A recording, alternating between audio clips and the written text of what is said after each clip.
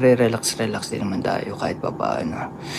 Ayan, ha mga kabunso, gusto ko lang na sabihin sa inyo na gusto kong ibalik yung dating katahimikan dati ng mga kabunso na puro respeto at pagmamahal. Ibigay nyo na sa akin ngayon 2024. Ako naman, pagbigyan nyo na ako.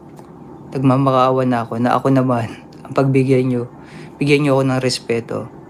Na bigyan nyo ako ng pagmamahal mga kabunso. Tama na yung gulo. Sinasabi niyo ako yung pasimuno, ako yung nagtayo ng mga lahat ng ito. Ng mga kabunso, Anti-Migs Molino at saka ng Mamigs. Kinayo ko to mga to. Nandyan kayo lahat, kasama ko kayo. Hindi ako magiging Migs Molino kung hindi dahil sa inyo. Hindi ako makikilala kung hindi dahil sa inyo. Kaya ako nanahimik dahil ayokong makasakit din ng tao. Binigyan ko kayo ng panahon para sige, gamitin nyo na ako. Okay na, sige, gamitin nyo ako ng gamitin. Pero nagmamakaawa ko habang tumatagal lumalala. Habang tumatagal para nagiging masama na. Nagiging masama na yung nagiging imahinasyon.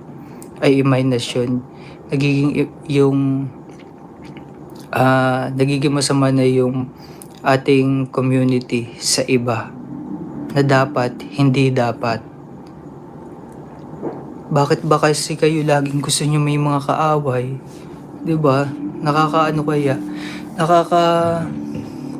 Nakakasama na lang ng loob na may mga tao na gustong may kaaway. Para saan? 'Di ba? Gulo-gulo na ng mundo, nakikisaw-saw pa tayo.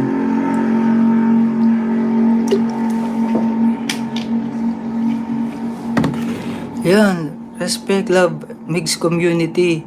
Sa mga nagmamahal po diyan na may mga respeto, may pagmamahal sa bawat isa. Sige po, stay po kayo mga kabunso. Yan po yung kailangan namin. Yung mga nagmamahal may respetuhan sa bawat isa. Kung ayaw nyo naman sa community ko, willing naman din ho ako pumunta kayo kahit sino. Pero kung lalabas ho kayo ng community ko at pupunta kayo sa iba, nakikiusap po ako, huwag nyo pong gawin sa ibang vlogger din o kung sino man artista o kung sino man influencer yung ginawa nyo sa akin pambabalahura. Kung aalis ho kayo, hanggang dito na lang, iwan nyo na ho yun dito sa community. Huwag nyo nang idama yung ibang tao. Halimbawa, may mga sikat na dyan, mga vlogger, ang dami naman po dyan, mga vlogger na magaganda yung kanilang mga content. Tapos bigla kayong papasok, pakiusap, huwag na ho. Dito na lang ho kayo mag-stay, pero sana baguhin nyo muna yung inyong pag-uugali. Kung bibigyan nyo rin po ng stress yung ibang mga vlogger din po, kung pupunta kayo sa kanila, maawa na kayo sa kanila. Ang hirap po kaya ng minsan sasabihan ka na lang ng mga tao ng hindi maganda pag may mga nakakasalubong. So far wala naman nangyayari sa akin, thank you Lord naman.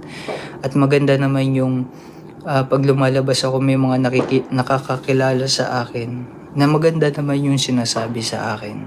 Maganda naman yung image ko. Yun nga lang sa iba, huwag nyo nang gawin yun.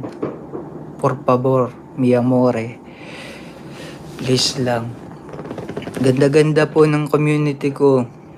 Community natin na kayo din po ang naging dahilan kung bakit nagtagal to at hanggang ngayon napakatibay. Mga kabunso.